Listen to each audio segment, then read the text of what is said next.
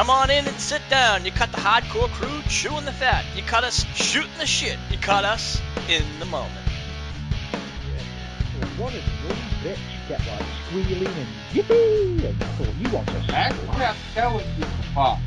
I thought, you want to slap, dear. You really do. It was nice to see Bray Wyatt, though, try and carry on his feud with The Undertaker after he had his arse kicked. One thing I can never figure out about Bray Wyatt, like every other wrestler, once they lose the feud's over, they go back to just wrestling people. They kind of go in what's called like a dry stage. They'll just wrestle people, they'll either get their ass kicked, or they'll just start kicking people's asses, and then they'll start another feud, eventually. Him, he just goes back and just starts these promos out to no one. Yeah, I've never gotten him. Yeah, that's what I don't understand. His gimmick is like getting old. It's getting stale.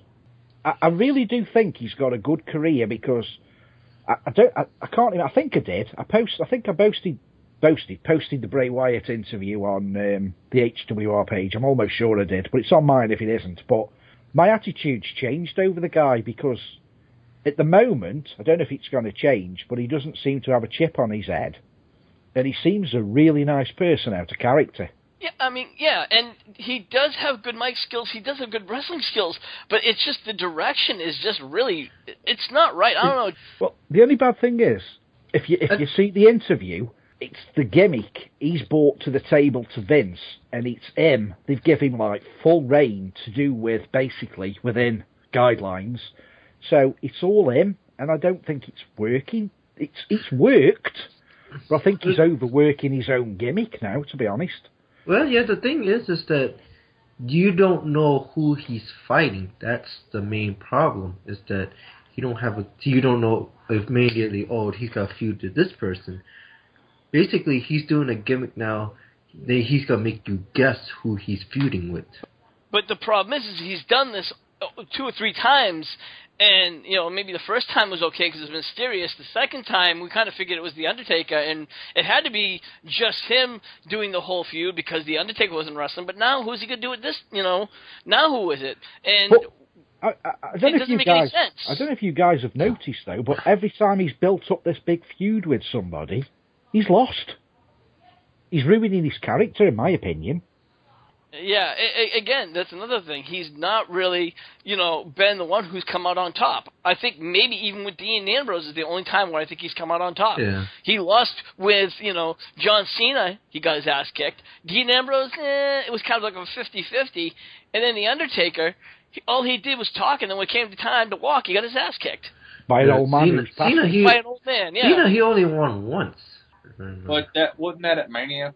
No, that was the Extreme Rules. That was that cage match. Remember with that freaky kid? He's got the whole world in his hands. Yeah, that. Do you know where that came from? He tells the story on that interview, because the interviewer guy says, where did the freaky song come from? And apparently, he says, do you know when you're sitting on an airplane, and there's always the kid that gets on your nerves? Directly in front of him, on a long-haul flight, this kid kept singing, I've got the whole world in my hands. And he thought, I'm going to fucking kill you in a minute. He says, because it's one of them songs that gets under your skin. He says, and then when I got off the plane, it was in my head. I got the whole... It's just, that's where it came from. I went straight on air, straight on camera, and it come from that child. Wow. It wasn't planned, it just... Because if you notice on his promo, when he does it, he just starts singing it from nowhere. Because he'd been on a plane with this kid for 12 hours. When he come to do his promo, it just slipped out. He says it's the best thing he's ever done. Wow, that's incredible. Well, guys, we are in the moment, and tonight we're going to be doing what we call, what ifs. It's something that James has done. We've done even earlier on the show.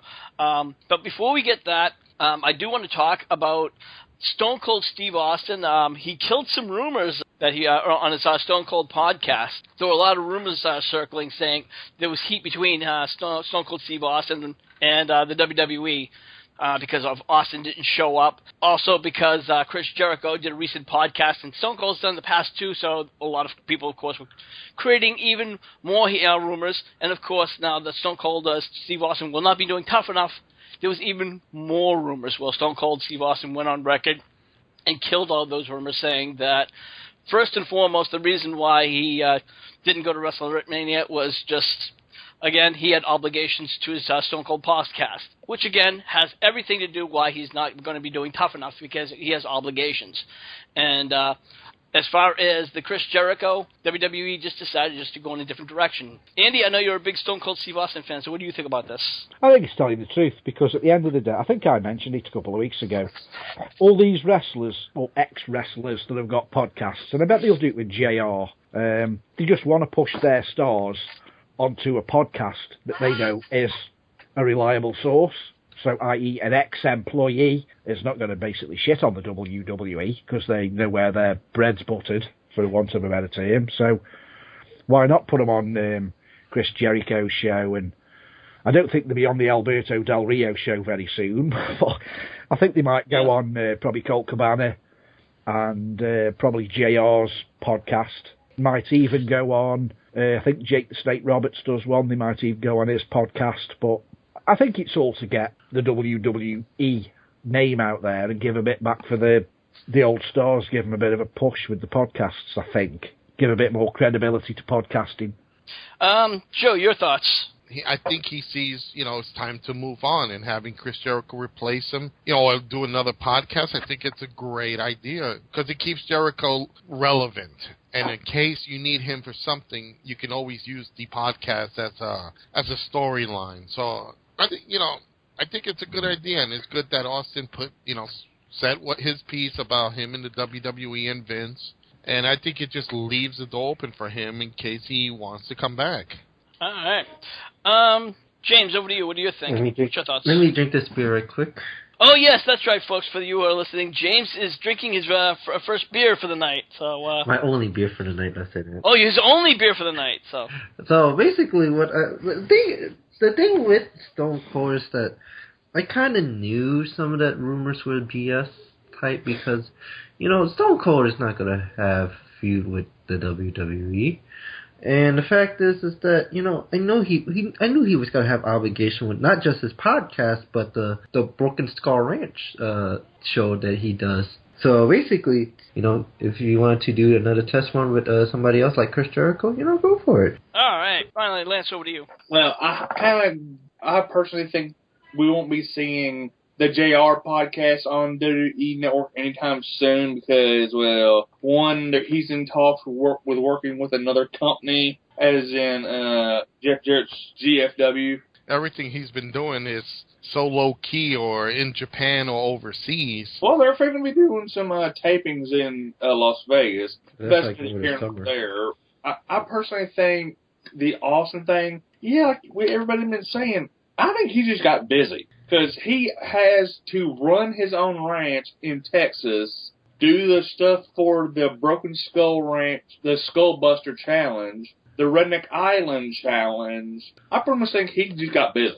All right, guys, let's move on. And like I said, tonight was going to be, our What Ifs edition of In the Moment. If we had to do a What If, I'm going to pull one out. What if Triple H had never married into the family? What would have the WWE kind of looked like today as far as the NXT or even just as far as the roster today? Would there even be an NXT, or would there even be a training ground? Andy, your thoughts? I think there'd be a training ground. I don't know what sort of context it would be in, because it's all like Triple H's baby, so to speak. But it's a difficult what if, because everything that they've done so far has not really been successful. So he's got the same hit and miss deal that poor old Vince had. He's trying his best with what he's got. So I'm not knocking him for what he's done.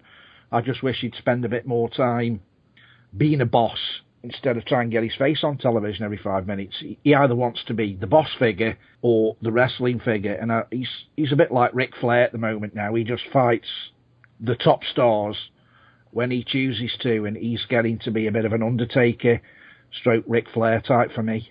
All right. Joe? Well, I can tell you this. You honestly won't see an NXT because that's something that he dreamed up with it. So you wouldn't see an NXT What the WWE will probably do is they'll probably go outside source like they always did, like OVW with Smoky Mountain. They'll just look for another company to be there, like they did with Florida Championship Wrestling. They'll just find another indie company to use to build up. As far as any other changes, you'll see probably Triple H be some sort of mid-carder because his time will be over. Pretty much the WWE wouldn't change much. Let me take it back. You'll probably see Vince trying to bring back the big, muscle-bound guys because while Triple H always brought the smaller guys. So you'll probably see a little bit of the stale, muscular-type guys and no NXT, and Triple H pretty much being the mid-carder to being on the low part of the card. And technically, the WWE will be stale, in my opinion. All right. And James, over to you. When I think of Triple H, with that, I don't think he would be a mid-card. I think he would be in the main event, but I don't think he would have been a 12-time world champion. I think he would have been at least maybe 3 or 4. And the fact is with NXT, what Joe said is that they're going to go with another indie promotion. I think Florida Championship Wrestling would still be going, but the fact is that they took Florida Championship Wrestling and they converted that into NXT.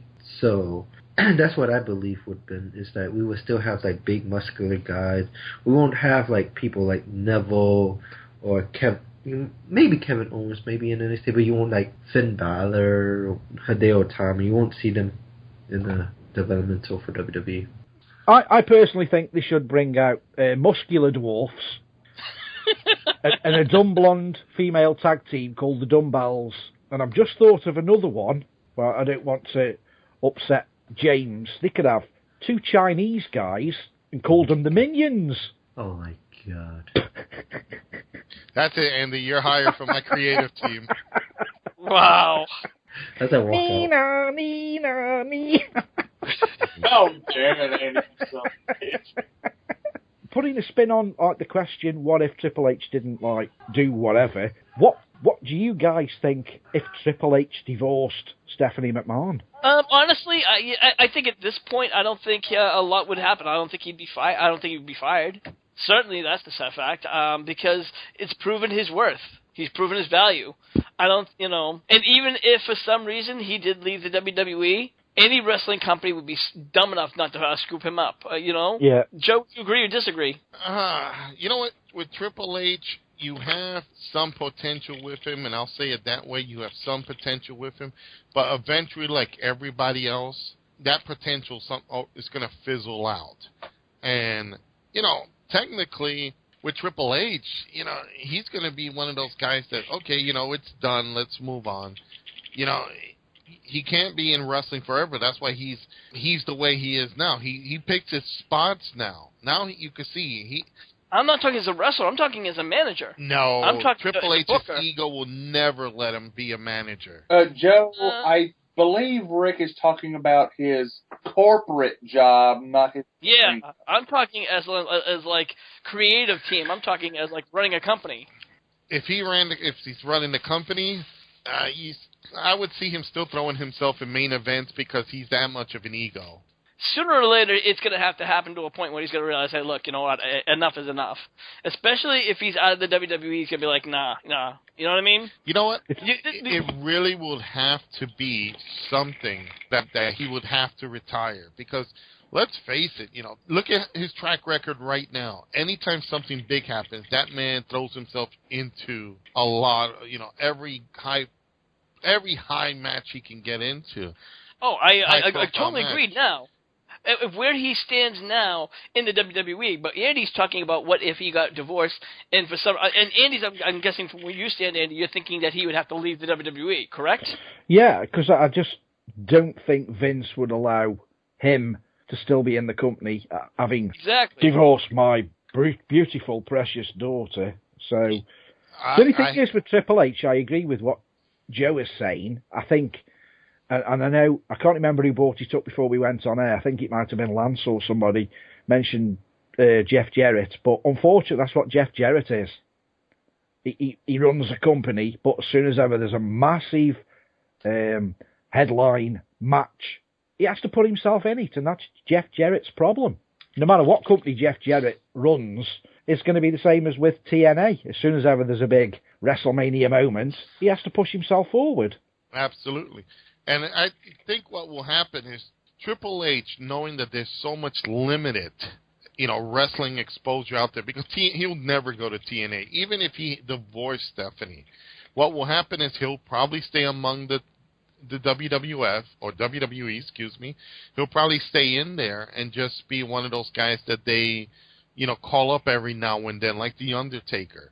So I don't see him leaving, even if he had an issue, because there's been other wrestlers who have had issues either with Stephanie or with Vince, and they stayed working for the company. So I would not see Triple H leaving the company. I won't see him get the big matches unless he's really that proven himself that he can stay up there. But I don't see him going anywhere else, because WWE it means money and exposure. Fair enough. Lance, do you have a what if? What if Stone Cold was never hired by the WWE?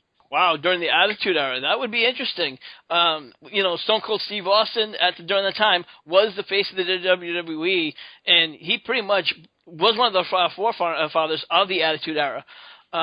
James, what do you think? Who do you thought would have had to step up and run the Attitude Era?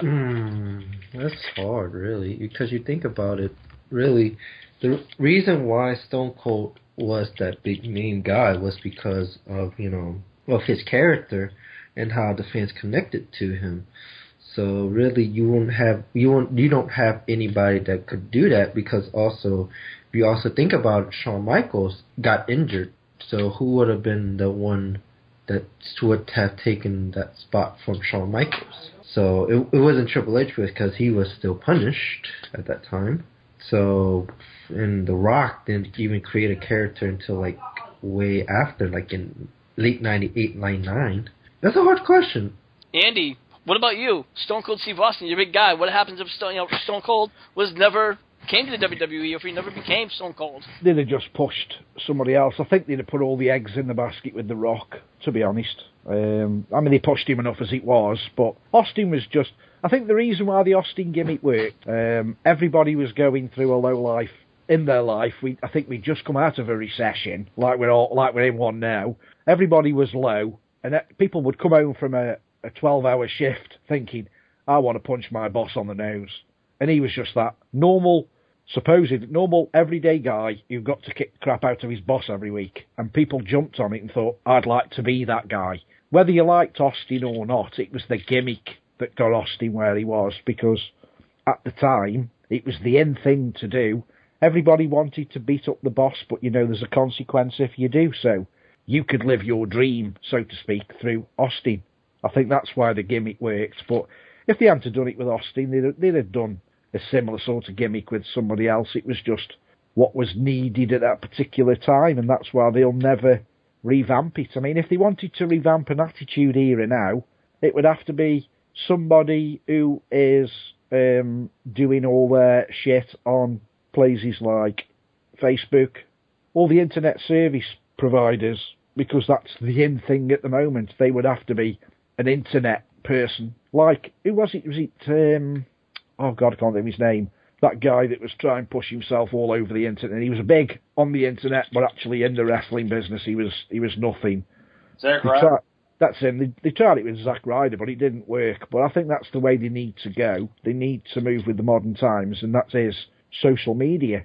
Here's one thing regarding the Austin issue. You guys forget, too, that Austin started creating that Stone Cold character in ECW. There was coaching it out of him. So if you remember the old promos, Stone Cold was literally becoming Stone Cold. I would have seen him, if he never came to the WWE, he would have probably been ECW champion, probably would have garnered a couple more viewers, and probably it would have lasted a little longer. That's where I see the Stone Cold situation, what would have happened. He would have not returned to WCW, but he would have made ECW a little bit more credible. I'm glad you said that, Joe, because I think probably the only person that noticed that really we've got Paul Heyman to thank for Stone Cold Steve Austin, because the story is really Eric Bischoff shat on Stunning Steve and said he'd got no career in the industry. He was a complete no-hoper.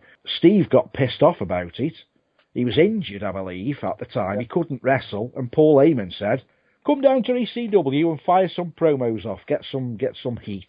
And that's what he did, and the Stone Cold Steve Austin character was born. So really, it's probably Eric Bischoff doing the dirty work, as he always did, and then thanks to our friend Paul Heyman, who is probably, in my opinion, the guy who founded the Stone Cold Steve Austin character. With Steve, they made that character out of an everyday occurrence, really. It just happened. Now, Rick, for my what-if scenario, here is a good one, guys.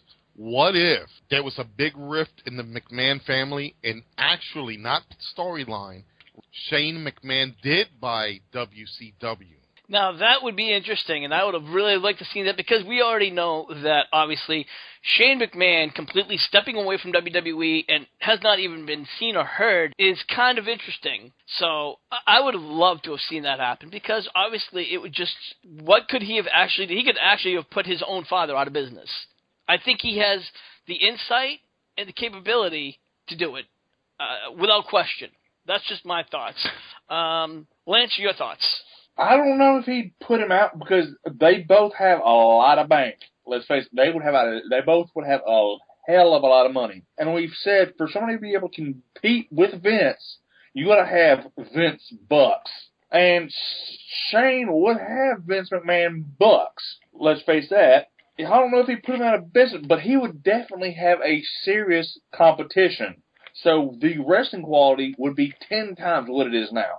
So, Shane, please come back and bring up another company, please. Oh, hell, for that, just buy TNA and fix it. Yeah. That too. He might as well scrap it and start again, really, if he buys TNA. The only thing he'd be buying if he bought TNA is a ring. And a couple of contracts. Another thing that worries me, or doesn't really worry me, is if Shane had have kept up with WCW and it was a legitimate storyline, to be honest, I think Shane had youth on his side and he probably could have put his old man out of business because he's got youth and he knows, he gave the impression he knew how the business worked. And I would like to see Shane run his own wrestling company, but he's now running his own cable company, so he's doing his own thing. But I think in his own mind, he probably wished he had have gone against his father and tried on his own 2 feet. And I think he would have made a much better job than probably Triple H's done of it, because I think it ran well when it was him and Shane and a bit of Stephanie thrown in. And, that really raises the question is, why did he leave? You got to wonder if there's, sometimes you see the pictures of him, Triple H, and, Shane's, Triple H, and Vince, and you think that there's no problems, but, why would he run off and decide to, leave? Did he not want any more to do with the WWE, or did he feel that he had to leave? You really don't know what's going on under there. I have to say this. Every time you do look at those pictures, it looks like there's a strained relationship there.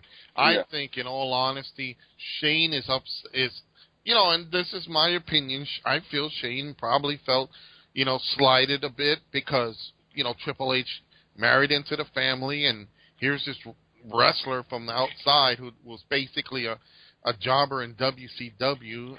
The only reason he made it anywhere because he rode on Shawn Michaels' coattails. Here he is, this guy coming in, marries into the family, and takes over.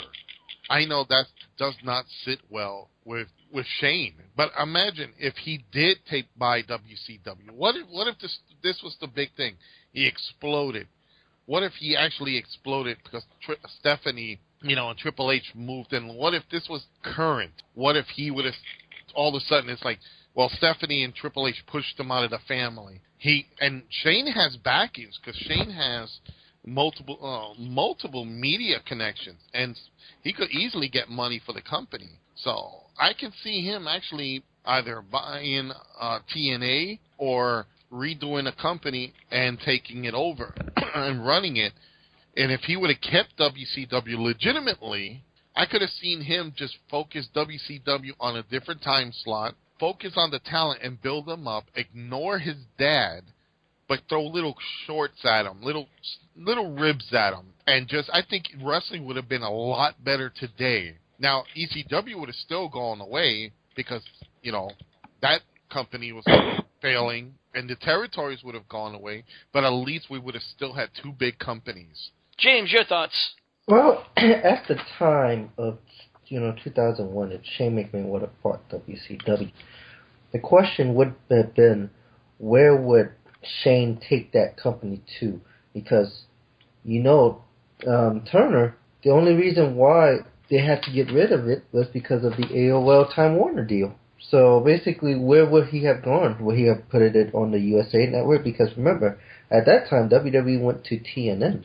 That would have been an interesting question. I would say WCW would have continued on. I don't know how long, maybe for a while, but it would have been like, okay, where would be held? What station would it have been held at? Because if you think about it now, yeah, Shane has a lot of connections, but back in the day, would he have any connections? I don't know. One thing I gotta say though, and not to cut you off, Rick, Shane has more passion for the wrestling business, and I'm gonna go on the limb here. Shane has more passion for the company, for wrestling, than Triple H, because Triple H is just. I disagree with you. 100%. I'll tell you why. If he had so much passion, why has he not done anything for the business in over 15 years? You don't have passion for something and walk away. Period. No. You don't have passion for something and not do it. Triple H, you can call Triple H whatever you want, but guess what? He's still here. And what he said right before WrestleMania is the truth. People have come and gone. He's been only one consistent. Maybe it's because he wasn't married in the family, but the fact is he's still there. He could have said, hey, you know what? Now I'm married in the family. I can just go kick off my sneakers and shoes and just suck in the money. But he didn't. That's passion, no matter how you cut it. Partial ego? Yeah, but it's also passion. I think it's more ego than anything else. Yeah. And who knows, maybe Vince and Shane did an agreement that Shane can't run a wrestling company. Because I would say, for more... Or what? What's he going to do? Disown him? Not talk to him? Well, that's what they probably don't do now. But I don't know. I think Shane could be more successful than Triple H. I don't deny that. Exactly. But the problem is why? I think Joe's just hit the nail on the head. I mean, it's all right us saying what's Vince going to do, slap his wrist and pull his face because he started a wrestling company. It's only like these wrestlers now that sign this 90-day clause in the contract. They can't wrestle for 90 days. Maybe Vince has said to Shane, 12 months before you can run a wrestling company or have anything to do with wrestling, or I'll just take everything that you own away from you. And Shane probably went. Shane probably went to. I've just been looking on the internet. Shane went to this Japan and started doing golf, and then started to get pay-per-views, and then his own cable company, and his company. He's a multi-billion-pound, not million, multi-billion-pound company. I dare bet on paperwork Shane's business is worth a damn sight more than the WWE. Shane probably did want to come back, probably in a year's time, but he's thought, God, this is like feeding a baby candy. I'm making more money doing this and not even getting injured. Fuck you, Dad, I'm going to carry on doing this. It's like The Rock. The Rock saw he was making more money in Hollywood than he was in a wrestling ring. I was looking on the Rock found passion in his wallet. Yeah, I was looking on the wrestling websites a couple of days ago, and I found how much money wrestlers are worth, and I was quite shocked that the second highest paid wrestler, or earning wrestler, number one was The Rock at $70 million. Number 6 was John Cena, which I found hard to believe, who came in at number 2. And when I read this list, which I'll find and post on our page, on the Facebook page, I nearly fell off my chair. Who is the highest paid wrestler today in the WWE? And I guarantee you will be shocked. Who's this? The Big Show. Because he's been there the longest. because he's a big 7-foot freak, as they publish him at. No, He's been got, there. No, it's he's because got he's been there something once. like $61 million. John Cena's got $34 million. Yeah. Chris The Jericho's reason why- got. I think Chris Jericho is number 3 at $43 million. Mm-hmm. Even Chris Jericho's higher up than the guy that everyone seems to think is making megabucks, John Cena. Chris Jericho's got more money in the bank. Then again, he's been there since. Both of those guys have been there since the Attitude Era. Exactly. It's not the fact of how much you're making a year, it's what they have in the bank. The reason why I say they have in the bank is because they've been sitting there banking and banking and banking and banking. Yeah, but would you think, if I said to you, even if they've been wrestling 30 years, who do you think, bearing in mind I haven't mentioned Stone Cold Steve Austin yet. And he probably's got a shitload of money. Well, I don't know. He's been married twice, so. Yeah, so shitload minus shitload equals... According to the list, Shit. 8.4 million. Austin has got 8.4 million. He's number 33. Yeah, he's been, like I said, he's been married twice, and he's also had a few demons. So. Now, But Yeah. who would think the second richest wrestler, apart from, say, Hulk Hogan and The Rock, the third richest wrestler in history, I would never... You could hang me up by my balls till I'm screaming, and I would never say it was The Big Show. But The Big Show's the third highest wrestler, money-wise, in history. And I'm sorry, there's something wrong there. Even if he saved every single penny and he was a tight horse, why has he got more money than people like Austin and Rikishi, for example? Or put it like this: he Big Show. He must live in a cardboard box and drive a transit van. It's Big Show. You got to understand, a lot of these guys, especially like Big Show, The Rock, and all of these guys, they're smart. They came from an era where they wanted to. They knew they had to save money. Now you look at who's probably one of the poorest wrestlers in the world. Probably Ric Flair would be number one.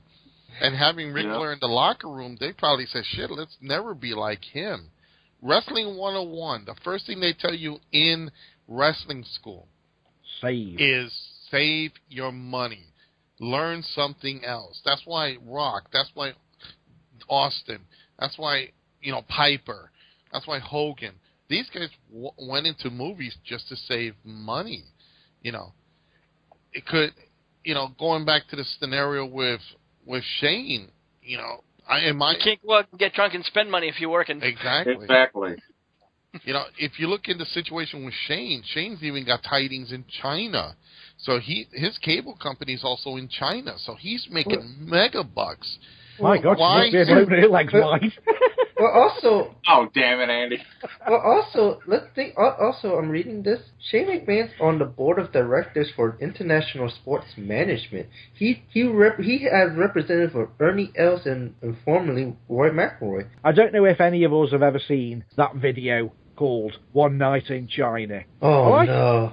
I have no urge to watch that son of a bitch. I thought X-Pac was going down on her play with her pink butterfly, but he was obviously watching Spike TV on her cable that she's got installed. Oh, Jesus Christ. I'd rather watch Spike TV. I'd rather watch Dixie Carter and TNA than have to sit down and be with China. I'd rather torture myself that way than the other way. I'd rather watch the best of Nick Olbass than have sex with China. On that note, guys, I think we're going to wrap up this edition of In the Moment. We want to know what you think. Please be sure you put your comments in the comment section below, and please subscribe to us over at youtube.com/HWR Show, and be sure to follow us over at facebook.com/Hardcore Wrestling Radio. Andy, where can everyone find you at? You can find me at the local nut house, or failing that, www.stokehaunted.com. We have the classic wrestling manager, Joseph Knight. Joe, where can everyone find you, and what do you got going on? Well, they can find me on Facebook at facebook.com, Joseph Knight Manager, or on my CWA page at classicwrestlingassociation.com, or facebook.com/Classic Wrestling Association. Right now, we're just getting a little bit things. We did like a big turn. We just changed. We're doing a big surprise that everybody's going to be really, really surprised with. We're working on some big things, so keep watching us and keep following us on Facebook. And, of course, we have the incomparable Lance Moss. And you can find him at youtube.com/LanceMossTV. Lance, what do you got going on? I got album reviews, NASCAR discussion videos, redneck woman cooking videos, musical equipment reviews, some rants, and subscribe if you hadn't. And check me out on Twitter. It's at LanceMossTV. And last but certainly not least, we have James from the Big Easy. James, what's going on? Oh, I am on twitch.tv/fatboy504. I will be back playing some PS4 gameplays. I might go back into playing like something like Destiny because I haven't played that in a while. I think I'm going to finish that up. And you can find me at Twitter at fatboy504, and you can also find me on youtube.com/JTB7012. I might even do maybe 1 or 2 what ifs videos myself. Alright. Well, so for everyone here, I'm your hardcore host, Rick Head, saying we'll see you when we see you. Thank you for listening to this edition of In the Moment. Make sure you follow us at any one of our locations, whether it's YouTube, Dailymotion, and now SoundCloud.com under the name HWR Show. Until the next time, this is your hardcore host, Rick Head, saying we'll see you when we see you.